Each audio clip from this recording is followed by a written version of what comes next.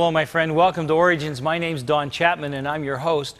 Origins is a forum where we use the evidence of science to validate the truth of creation. We have with us today one of my very favorite guests, Dr. David Menton. For 34 years, he was a professor at the medical school at Washington University. Today, you're going to teach us. Now, we did a previous show. We're talking about the breath of life and how life is in the blood. We did a show on the lungs, we did a show on blood, and now we're going to talk about blood vessels in the heart to kind of complete the cycle. Is that right? Yep, we need to have the plumbing. That's right. We need to have the plumbing to get the blood out there where it's going to do its work, to get out to the big toe and to the liver and the spleen, all the places it has to go. Some gets to my brain. And to the brain. Yeah. We need the plumbing and we need the pump. In a way, we could call the blood vessels the river of life, because they're rather like a river flowing through our body. This is the basic flow diagram. Many years ago, a fellow by the name of Harvey, another Christian by the way, discovered that blood just didn't go out and stay there, but it circulated. It went out and it came back again. So it's a closed loop. We see a kind of a diagram. It's sort of like looking at the subway of Chicago or New York or something. This is the heart. It's right in the center. It's a pump. And blood comes into the heart from the lower part of the body, and it comes into the heart from the upper part of the body, up here. The blue is the blood coming back. Right. It's blue because it has lost its oxygen. Okay. Blood tends to look red when it has oxygen in it, and it looks blue like venous blood when the oxygen has been expended or used. Okay. And the blood is going to carry primarily nutrients and oxygen, but of course hormones, a lot of other things that are important. From the heart, it gets pumped out to the lungs, so think of this area right here as being the lungs. The blood picks up the oxygen in the lungs, as we mentioned, returns to the left side of the heart, and from there it gets pumped out into the body, where it serves its purpose, to the brain, to the big toe, to the liver, all of the organs. And so this is the general circulatory pattern that we'll be dealing with. The overall picture is something like this. The vessels that go out carrying the oxygen-rich blood we call arteries. The arteries break down into smaller arteries that we call arterioles. The arterioles break down into smaller little vessels yet we call capillaries. These capillaries are tubes that are so narrow that a red blood cell can just fit through one at a time. In other words, you can't get two sideways. They can stack up in rows and go through like a stack of coins, but there's not enough room to go side by side. This is a single file affair that blood can go through the capillaries. To serve its function, oxygen must finally get out of the capillaries, nutrients must get out, hormones have to get out into this area out here in white, where we see the different tissues that need the oxygen, that need the nutrients, that need hormones, etc. So there's a little loop where we leave the capillaries, and then we go into what we call postcapillary venules, and finally back to the vein. So oxygenated blood over here breaks into capillaries, goes back to little venules, to veins, and from veins back to the heart. So some things that get out of the capillaries, of course, return back to the capillaries to go back to the heart again and lung and make another trip through. There's waste and so forth that has to be carried away. That's right. You have to take carbon dioxide back to the lung where it can be released from the body, and at the same time pick up new oxygen. To take out there. And of course these capillaries are lining the intestinal tract. So when we eat food, all those nutrients get absorbed into the capillaries there. Yeah. And the liver processes these things. We have little special filters like the spleen that filter the blood. The spleen's wonderful. It takes all those red blood cells and it kind of gives them a beating. It changes the pH and it changes the oxygen tension, and it runs it through a clothes wringer so that it squeezes them just flat, and if the red blood cell can take all of that, then it gets to go one more trip around. So it's sort of like on the train, you got one place that's a gauntlet. Yeah. And if the cells don't survive the gauntlet, they get taken out of circulation and replaced with new ones. If they do, they get to make it again. A red blood cell lasts about 120 days before it gets pulled out of circulation. This is an interesting photograph where we've actually taken some fatty tissue and we're just looking right through it with a microscope. And what you're seeing here, the blood vessels have been filled with a dye. The dye is red, and so that shows up very well. And you'll notice there's a paired system of blood vessels. There's this thick one, and right next to this little slender line, and when one branches, the other branches, and it pretty much goes through the whole system this way. And now I'll give you a clue. One of these is the artery, carrying the blood out. The other one is the vein carrying it back, and notice they run together. They don't separate company. They stay side by side, so everywhere the arteries go, the veins go. It surprises a lot of people, but the little narrow one is the artery carrying the blood out under high pressure, a very fast speed. It's going to go out and branch and branch and branch till you get little tiny things you can hardly see anymore. Do you notice that? Little capillaries out here that are so tiny, they just look like little fringe. The pressure is reduced to almost nothing. The pressure that started in the heart at a high systolic pressure gets reduced to almost nothing, and yet all that blood has to come back again. So how do we get it back? Well, we get it back through the veins. There's no heart out here to pump the blood back. The way the blood gets back is that the veins have to squeeze the blood, and they do so because of the muscles and the tissues around them, and there are valves in those veins, and so the blood is just kind of milked right back to the heart. So it takes a much bigger vessel to get the blood back as far as diameter than to get the blood out, because it's going out fast. Yeah. And it's coming back slow. So big channels carrying the blood back, low pressure, slowly. Narrower channels carrying it out. Well, let's go on and look at, this is a section through muscle, like if we took a section right through the skeletal muscle of our arm. And in here we see one of the basic principles of blood vessels. And that is they move in what we call neurovascular bundles. Everywhere an artery goes, a vein goes, and a nerve goes. And they go together, and the reason for that is there's just like a track bed. You know, when you make a railroad track, you have to first of all go out and prepare the track bed. That's where all the expense is. You have to get across all the rivers, you have to get through the swamps and over the mountains and through the tunnels. That's the expense. Once the track bed is there, laying down the rails, no big deal. Same with blood vessels and nerves and veins. They have to follow a track bed, and so once you have that track bed that's built in the embryo, everything follows it. For example, here is an artery right here, cut in cross section. You can see blood in the middle. This is muscle in the wall of the artery, so it can adjust its diameter. Next to it, we use blue because it's a vein. This is a vein, and if you look in the center here, there are valves. Oh, those are the valves, okay. Those are the valves. And so when the blood gets squeezed, the valve only allows the blood to go that way. If it tries to come back, the valve closes. So we have valves in the vessels of our legs, and when we move and everything, that blood just gets milked up. That's why if we stand at attention and we don't move a muscle, we can faint because we're not squeezing the blood to get the blood back. Ah, the movement. You need to move it to move the blood back to the heart. That's right, because there's no heart out there to pump it back. You got a heart to get it out. But activity makes those valves work. But activity's going to bring it back. Yeah, okay. And then finally, since you got the road bed, let's just go right on ahead and put the nerve in there, and here is the nerve. So they run together, and this is true in the big things you can see with the unaided eye, all the way down to what you see in the microscope. Well, this is a comparison of an artery and a vein.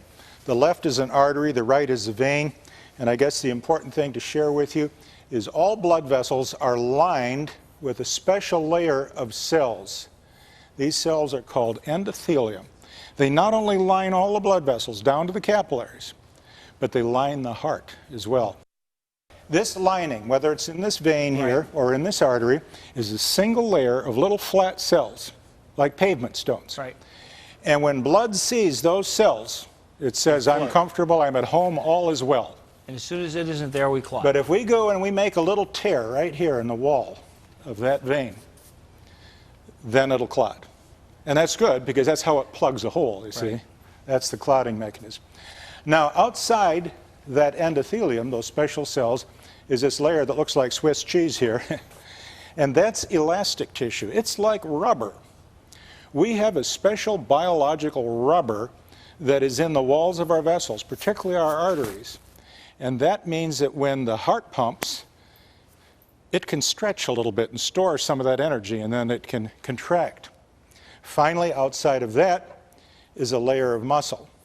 Now, the artery has more muscle and more of this elastic tissue than the vein does. This is a photograph of an artery going through the tissue, and we've stained that elastic tissue that's like rubber. We've stained it black, and we see that there is some of this material lining near the endothelium of the artery, and there's another layer outside the muscle. And these two layers work in concert to make the artery nice and stretchy. We'll see this especially when we look at the biggest elastic artery in the body. You know what the biggest artery is. It's the aorta. It's so big you can just about get your thumb in it. Really? And its wall, here you're looking at just a section through the wall of the aorta. The blood would be over here, and this is just the wall. And when we look at it there, we see there's a lot of tissue stained red. But if we stain that rubbery material, the elastic tissue in the wall of the artery, if we stain it purple, it's almost one layer of elastic tissue after another. And this is very important because when the heart beats, all of a sudden it's compressing, and there's a sudden burst in pressure. But when the heart isn't beating, when it's relaxing, it goes into what we call diastole, then the pressure is going to drop way down. If our blood vessels are made out of glass or hose like we have for our garden, when the pump hit, the pressure would go sky high, and then when the pump relaxed, the pressure would go almost down to nothing, and then the next time the pump pumped, it would go up high, and we'd have this tremendous range. But the artery, the aorta, has enough of this rubbery material in its wall that it stores that energy by stretching, and then when the heart isn't pumping, it's just contracting to keep the blood going. All right, well, we're going to talk about the heart as soon as we come back. Don't you go away as we bring in the pump that makes this all work. You'll want to stay with us for that. We'll be right back. Creation versus evolution. You weigh the evidence. Honeybee technology. What's the buzz about? Honeybees fly with incredible agility that's the envy of stunt pilots. Their navigation software is packed into a brain the size of a sesame seed. Bees have airspeed gauges, gyroscopes, a sophisticated compass, UV sensors to track the horizon, and 2 compound eyes, each with 7,000 sub-eyes. Scientists have yet to design or build anything remotely comparable. Can the honeybee really be a product of random chance processes?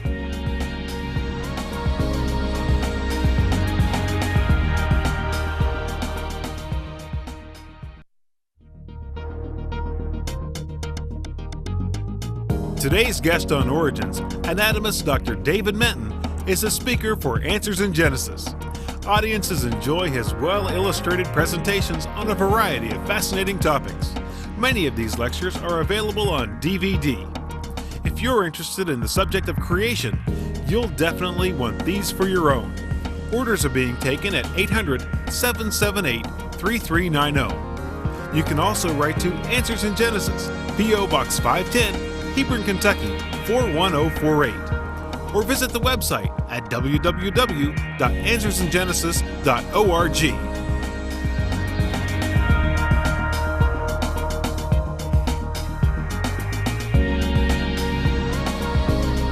We're back from our break with Dr. David Menton. We've left Dr. Menton up at the board. We're anxious for you to share for us about how the heart works. Okay, well, let's just take a look at the nature of the problem here.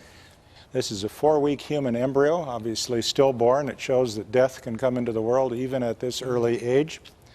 The fingers haven't developed, or the toes, or anything yet. The 2 organs that develop early and become quite large is the brain, which of course we see up here, and the spinal cord, which is growing. In fact, it's growing so fast, the spinal cord is growing beyond the body. And then the heart. We call it the cardiac prominence, and you can see why, because it's huge. That's the heart. This heart needs to be functional right from the beginning. Well, you saw that cardiac prominence, and this is how it works. The heart buds out, and it buds into a sac. You notice this kind of big empty sac, and this little bud is the heart. Right. And the heart gets bigger and bigger until it fills that sac.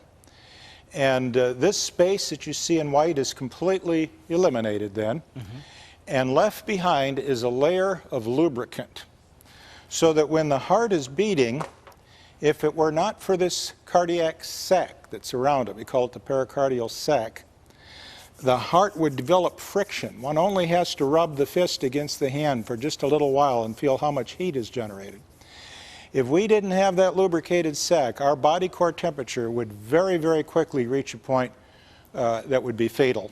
Wow. And so something as simple as a lubricated sac around the heart is essential for our very existence. That's amazing. I guess when an evolutionist sees something like this, they say, "Whew, an incredible stroke of dumb luck there that we got that, huh?" Well, this is the way the heart looks. If we open up the chest, and the heart resides right here in the center. The lungs are on either side. The lungs are in their sac too. Right. And this white, glistening, tough bag is that pericardial sac wrapped around the heart. So we're not looking at the heart, we're looking at the sac that the heart comes in. I think the thing that amazed me most as I began to study the heart is that in a sense, we have two hearts. Oh, really? We have two pumps. We have the right side of the heart and the left side. We have the right in blue and the left in red. That's as it fits in our body, left here, right here. And the right side is designed to pump the blood that goes to the lungs. Okay. And the left side is designed to pump the blood that goes to the body. Now think about this. If the right side sent the blood to the lungs, back to the heart, to the lungs, back to the heart, and the left side sent the blood to the body, back to the heart, to the body, back to the heart, that wouldn't accomplish very much, would it? Because you'd never get the blood to the lungs. When the heart develops, to me this is just mind-boggling. When it develops, there's a spiral that develops in the initial plumbing coming out of the heart that crosses the pipes. And when you have the pipes crisscrossed, as you see them here, look what happens. Blood returns from the body to the right side of the heart. It gets pumped out to the lung over here. From the lung, it goes back to the left side of the heart, not the right, to the left. From the left, it goes out to the body, to the lungs, or to the left side, right side of the heart, out to the lungs, to the left side of the heart, out to the body. You see, it keeps crisscrossing. It's amazing. And that crisscross is essential. Sometimes that doesn't develop, that crisscross. And it's called transposition of the great vessels, and it's a very, very serious congenital heart defect for children that have that. It has to be surgically corrected. Well, when we look at the heart, we see there's 4 chambers. On the right side of the heart, we have an upper and lower chamber. This is called the atrium and the ventricle. And the blood comes in from the head and the lower part of the body into the right atrium, goes down through a little trap door. You see this valve here? Yes, sir. That valve, the best way to think about it is think of these doors in a kitchen that swing both ways. Uh-huh. And it's very important that the doors swing into the big chamber, the ventricle, down, but it can't swing back up again. If it did, when the right side of the heart contracted to send the blood to the lungs, the blood would go right back to where it came from. You never get anywhere. Right, so this little valve has to open to let the blood in. But when the heart contracts, it has to close. Well, because it's a swinging door, what keeps it from just opening up and sending the blood back up to the atrium? Well, I'm glad you asked. I'm glad you're going to tell me. This is almost too amazing to explain, but these valves that go between the atrium and the ventricle, that are the swinging door type valves, have little strings attached to them. Imagine if on that swinging kitchen door you had little ropes, and the ropes went to the other side of the room. So when the doors swung into the kitchen, that would put slack in the ropes and the air could come in, or the blood in this case. But when the kitchen starts to pump, that chamber pumps, the doors cannot swing out into the anteroom because the ropes stop it. One little problem. When the heart contracts, this chamber gets smaller. That puts slack in these little ropes that hold the valves and would allow the blood to go back into the atrium. But this is prevented by a little muscle whose whole function is to take the slack out of the little ropes that control What's that muscle called? the door. That's called the papillary muscle, and you know when you look inside of a heart, it looks like a little man in a parachute, and you got the parachute shroud lines coming down, and that goes to the leaves of the valve. It's amazing. So the heart has just some of the most amazing plumbing and valves and what have you that you could imagine. This is what the heart looks like when you take a little piece of it and put it in a microscope. This is a special kind of muscle called cardiac muscle. You see, we have three types of muscle in the body. We have smooth muscle, like in our intestine. We have skeletal muscle, like in our arm. And we have cardiac muscle. And cardiac muscle has a very unusual property, and that is it marches to its own drummer.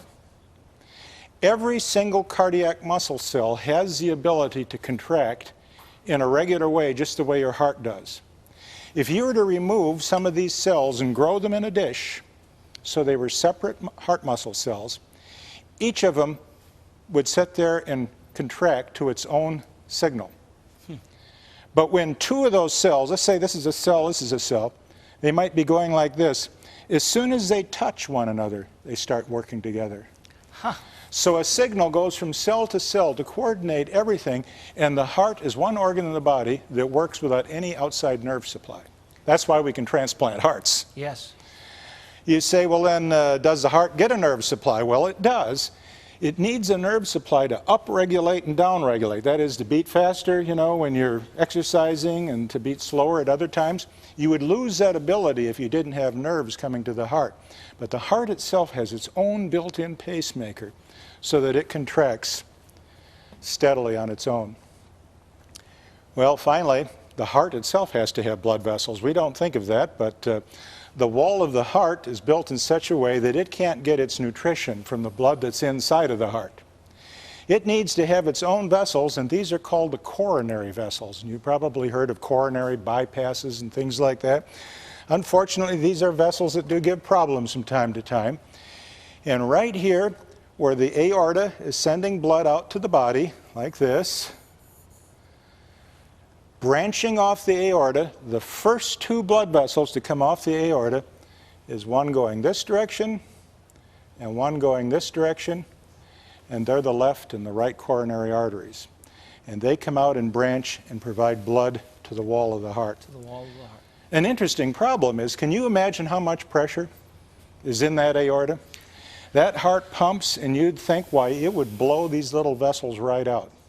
It would, except for one of the most incredible things. Let me show you how this works. This is just amazing. If you open up that aorta right where the valve is, starting in the aorta, these are the two openings for those coronary arteries, right there at the beginning. Okay. When the heart pumps, the leaflets in the valve of the aorta go up to let the blood go out the aorta. When they go up, they plug the openings to the coronary arteries. See, that goes up and it plugs that hole and that hole. Now, when the heart relaxes, you expect the valves to come down again, and then, of course, the blood pressure, when it's stored in the aorta, could send the blood out into the coronary artery. The problem is that these little valves might stick to the wall of the aorta. But there's a little bulge on these valves that traps blood to keep the valve from sticking to the wall. So when the heart relaxes, that valve can drop down again. Well, I think you can see that the breath of life is extraordinary, and that our heart is not something we think with, as some people think, but it's something that moves the blood. And it does it in an amazing way. And above all, remember this until you're with us next time. It's God's view that He created you, and that should be your worldview too. Hope to see you again here on Origins. God bless you till then. Dr. Menton, thanks for being with us. God bless you.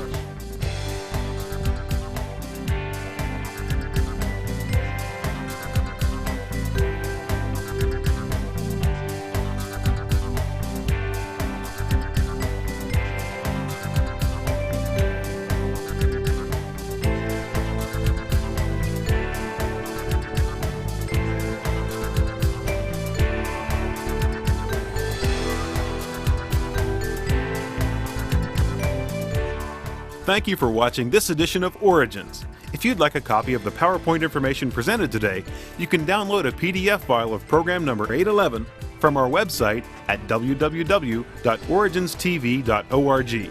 Or for a DVD of this series, send a $12 donation to cover shipping and handling and write to Origins Program, number 811, Cornerstone Television, Wall, Pennsylvania, 15148.